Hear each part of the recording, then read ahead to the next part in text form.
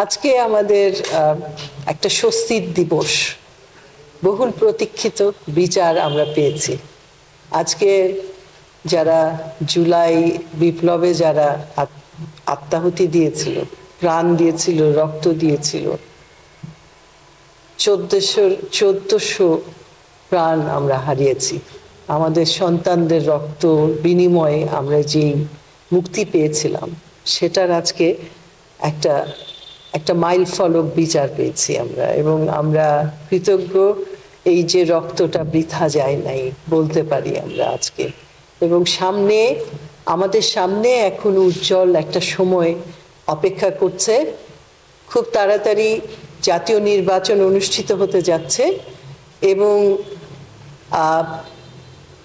নির্বাচনের পরে জাতীয় নেতৃত্বে আমাদের কান্ডারি, আমাদের আশার আলো বেগম খালেদা জিয়ার নেতৃত্বে এবং আমাদের নেতা তারেক রহমানের নেতৃত্বে দেশ এগিয়ে যাবে, এবং আমরা আমাদের অধিকার ফিরে পাবো, স্বাধীনতা এবং বিচার, সুষ্ঠু বিচার আমরা ফিরে পাবো, সেই আশা করছি আমরা।